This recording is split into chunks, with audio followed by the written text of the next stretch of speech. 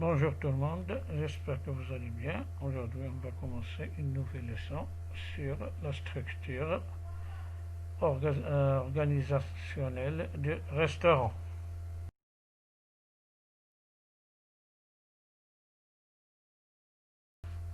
Tout d'abord, je vais parler un petit peu sur l'organigramme d'une brigade de restaurant. Donc, d'abord, l'organigramme d'une brigade de restaurant. Pour réaliser un organigramme de restaurant, il faut des objectifs. Qu'est-ce que c'est que d'abord l'organigramme? L'organigramme, c'est un tableau schématique visualisant les fonctions du personnel selon un ordre hiérarchique au sein d'une entreprise. Ici, par exemple, l'ordre hiérarchique, on commence par le directeur du restaurant, premier maître d'hôtel, puis il y a le maître d'hôtel carré, le maître d'hôtel bien sûr carré, le maître d'hôtel trancheur et le chef sommelier. Puis on trouve, avec bien sûr le maître d'hôtel carré, il y a des chefs de rang. Et avec le maître d'hôtel, bien sûr, trancheur, il y a des chefs de rang trancheurs. Et avec le chef sommelier aussi, il y a des sommeliers.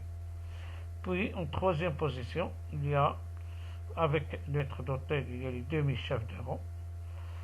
Et avec le maître d'hôtel, il y a le commis trancheur. Et avec le chef sommelier, il y a un commis sommelier. En quatrième position, bien sûr, il y a les commis de suite avec le maître d'hôtel. Et puis les commis débarrasseurs, et parfois on trouve des apprentis ou des stagiaires. L'existence de chacun des postes dépend du type bien sûr d'établissement, de sa capacité, de son activité bien sûr et de son organisation. Donc les fonctions du personnel. Fonctions du personnel. Un directeur de restaurant, il s'occupe surtout de l'organisation du service et de son bon déroulement. Un maître d'hôtel, il remplace le directeur de salle pendant son absence. Il supervise plusieurs maîtres d'hôtel de carré. Il s'occupe de la répartition des plannings de congés, le planning des tâches. Il est responsable du service des VIP. Un maître d'hôtel doit former et informer sa brigade avant chaque service. Le maître d'hôtel de carré, il est responsable d'un carré, c'est-à-dire 15 à 27 tables. Il est responsable de la prise de commande, des explications des menus, des découpages et des flambages.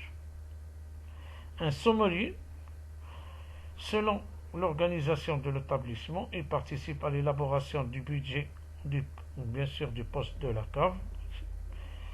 Il conseille l'économie pour l'achat des articles qui composeront la carte au service de la clientèle.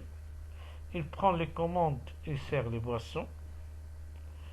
Il sert aussi des apéritifs, des digestifs qui accompagnent les repas et les boissons qui accompagnent les repas, bien sûr.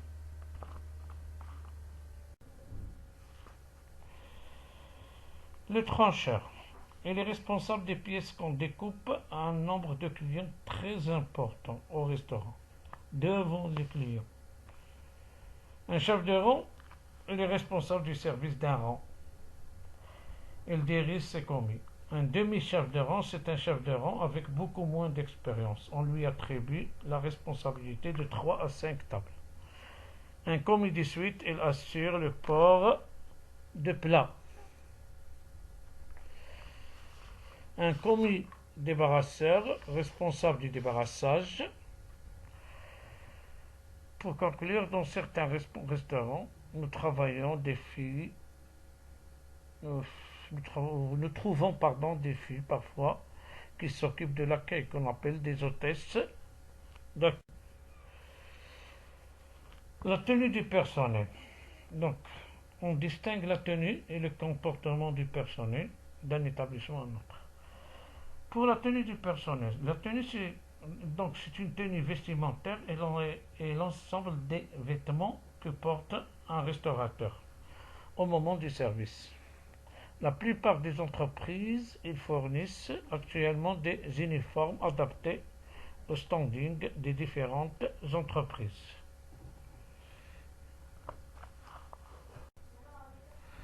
La tenue de la brigade de restaurant. Bien sûr, un directeur de salle. Le directeur de salle, il porte généralement un costume de ville. Le maître d'hôtel, La même tenue, un smoking noir, une chemise blanche, papillon noir, chaussures et chaussettes noires. Le chef de rang, chaussures, chaussettes noires, veste blanche, croisée, chemise blanche, papillon noir, pantalon noir. Un commis de suite, même tenue, semblable à celle du demi-chef de rang, avec papillon blanc, ou encore une veste col mort. Sommelier, il porte un complet noir. Sur le côté gauche du revers de la veste, un insigne en forme de grappe de raisin. Le commis, il porte normalement une veste col rond, chemise blanche, pantalon noir, chaussures et chaussettes noires. Le personnel du bar, suivant l'importance des bars. La brigade varie d'un établissement bien sûr à l'autre. Dans certains établissements, nous trouvons un personnel mixte, sauf dans les bars de luxe qui emploient traditionnellement des hommes. L'organigramme du bar, normalement on trouve un directeur de la restauration, un chef barman, un barman ou bar lady et un commis de bar. Fonction du personnel. Muni d'une bonne construction générale, le barman doit maîtriser une ou deux langues étrangères.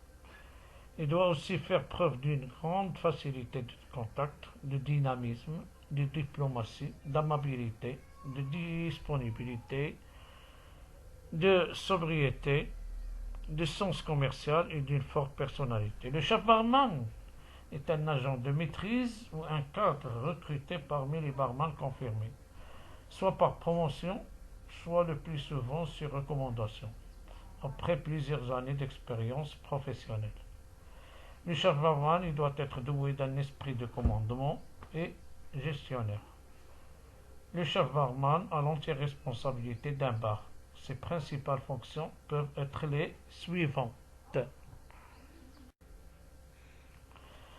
Donc, un chef barman, il peut être chargé du recrutement du personnel, il s'occupe de la formation du personnel, il organise le planning de travail de la brigade, il gère les approvisionnements et les inventaires. Le barman, parlant au moins une langue étrangère et bénéficie de quelques années d'expérience nécessaires pour parfaire ses connaissances et confirme bien sûr ses aptitudes. Le commis barman peut enfin être admis au rang des barman sous les ordres du chef barman.